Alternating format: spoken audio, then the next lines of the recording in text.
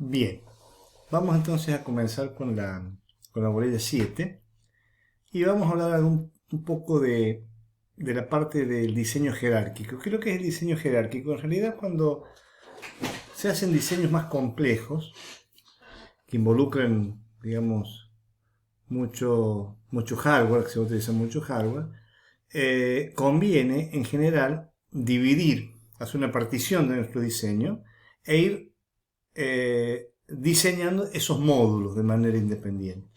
Incluso esos módulos después se pueden subdividir en otros módulos. Esta es una manera de poder trabajar en equipo, entonces cada uno reducirse a trabajar en una porción del diseño. Esto se llama diseño jerárquico. Por supuesto, cuando el diseño es sencillo, se puede hacer lo que se llama un diseño plano, es decir, diseñar simultáneamente todos los elementos que se van a utilizar. Pero cuando el diseño es complejo, lo mejor es hacer esta división, ¿no es cierto? Y basarnos un poco en la famosa frase divide y conquistarás. Este diseño jerárquico tiene la ventaja de que uno va diseñando por módulos o componentes y puede ir probando de manera independiente cada uno de esos módulos y después que esos componentes funcionen, combinarlos entre sí, juntarlos y hacer una nueva prueba, una nueva simulación y acotar en dónde está el error. Si a nosotros nos falla el error en una simulación general, no sabemos en qué módulo está el error, pero si en cambio lo vamos simulando de manera parcial, es más fácil encontrar el error. Entonces esta posibilidad del diseño jerárquico, VHDL nos brinda esta posibilidad, así que nosotros vamos a investigar un poquito cómo es esto. Y esto se hace a través de la utilización de componentes. Ustedes han visto algo de eso y lo vamos a hacer un repaso rápido. ¿Qué ventajas tiene? Entonces, el diseño jerárquico tiene la ventaja de que nosotros vamos focalizando pequeñas partes de nuestro diseño y lo vamos resolviendo. Esto implica que además nosotros podemos en paralelo trabajar en equipo mientras cada uno se dedica a una parte específica del diseño. También tiene la ventaja de que es fácil modificarlo porque vamos a modificar un módulo en particular y por supuesto facilita el mantenimiento y además los módulos en general pueden ser módulos que lo hemos usado en otro diseño y los podemos reusar si lo tenemos ya previamente diseñado, una parte de nuestro diseño en conjunto. ¿Y qué es lo que nos facilita, qué elementos de VHDL nos facilitan a nosotros esta manera de trabajar a través de un diseño jerárquico? Que son los componentes que han visto algo ustedes. Generic, que es una manera de generalizar nuestros diseños, las librerías de paquete y su programa. En general, por ahora vamos a hacer eje primero en componentes, después en generic y vamos a ir investigando cada uno de estos elementos. Componentes lo hemos citado, lo hemos hecho, de hecho ustedes han hecho algunas prácticas en componente, pero vamos a hacer un repaso rápido y la idea es que los componentes son módulos que están previamente diseñados y se pueden utilizar en este diseño y eventualmente en cualquier otro. Para poder utilizar estos componentes es importante que nuestro diseño lo pueda ver, es decir, se lo debe declarar. Eso de declarar es una cosa que era necesario en las viejas versiones de VHDL. En las nuevas versiones de VHDL vamos a ver que no es necesario declararlo, tiene que estar en nuestro proyecto, en algún lado definido el componente, pero no hace falta declararlo. Después vamos a ver un poquito en eso. Esto se dice que facilita el uso de componentes, facilita el diseño de lo que se llama top-down, es de arriba hacia abajo. Entonces, primero hacemos la partición y después nos vamos metiendo en cada una de esas particiones a través del uso de componentes.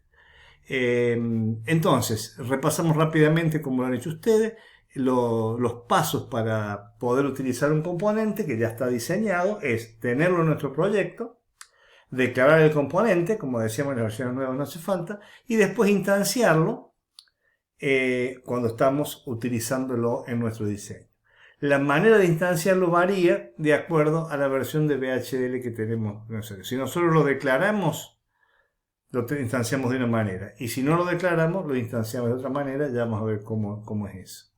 En general, un componente, ¿no es cierto? Se declara, ¿cierto? En la parte declarativa de nuestra arquitectura, entre arquitectura y begin, donde también definíamos las señales, y ponemos el componente que vamos a utilizar. Este es como declaramos un componente en las versiones antiguas. Las nuevas versiones de VHDL también lo aceptan, por supuesto, ¿no? Y el nombre del el componente, este generic, que es optativo, lo vamos a ver un poquito más adelante, esto le da un poco más de la posibilidad de hacer diseños más genéricos. Y después viene la instanciación de los puertos, que esto ustedes ya han visto en algunos prácticos. Por ejemplo, entonces, concretamente, nosotros primero que tenemos que hacer es, supongamos que tenemos un contador. Tenemos la entidad del contador, la arquitectura del contador.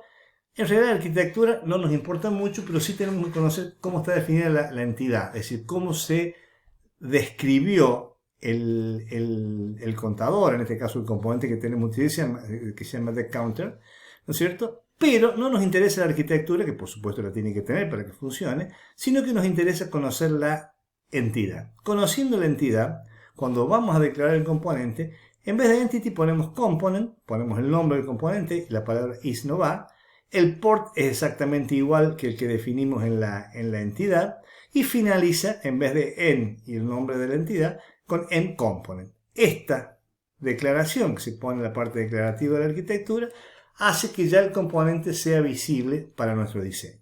Y la instanciación del componente es una etiqueta, dos puntos, el nombre del componente que hemos declarado, y después el port map, que es la asignación de cada uno de los puertos, ¿no es cierto?, de nuestro componente, con el nombre de las señales que van a utilizarse en el diseño donde se lo quiere utilizar. Entonces, en general, tenemos que, en el nuevo diseño, declaramos el componente y después lo utilizamos. Versiones viejas de VHDL. Entonces, ¿cómo se hace ahora?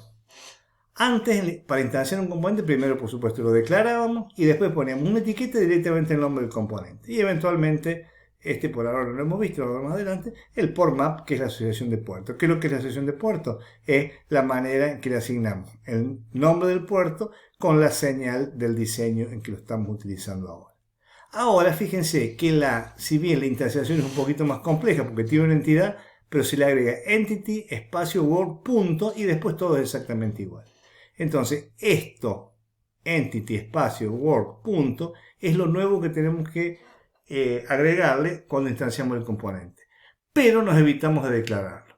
Lógicamente, este componente tiene que estar visible para nuestro diseño a través del uso de un package o porque está incorporado en el proyecto en que estamos trabajando. Bien. ¿Cómo se genera un componente? Un componente se genera de la manera habitual en que nosotros diseñamos cualquier sistema en VHDL. Por ejemplo, acá nosotros vamos a diseñar un full adder. ¿Se acuerdan lo que era un full adder? Un full adder era, vamos a poner acá, es un bloquecito que tiene 2 bits de entrada, un carry in, tiene una salida que es la suma y un carry out, que es eventualmente si hubo una situación de desborde para estos 2 bits. Y el carry in, perdón. Entonces, ¿cómo diseñamos esto? Esto lo hemos visto en electrónica digital. Acá simplemente lo vamos de alguna manera a repetir. Entonces, tenemos arquitectura. Acá definimos, si ustedes van un poquito en detalle, en realidad acá está el detalle más a nivel de compuertas de un full adder. Y entonces acá decimos que definimos una señal X, que vamos a representar acá, que dice que es A sobre B, que es la que está acá. S, que es la señal esta, va a ser esta señal X, unido a través del compuerto SOR con la carry in, y esta otra que es 2 AND, ¿no es cierto? Estas 2 AND con una compuerta OR y genera el cout.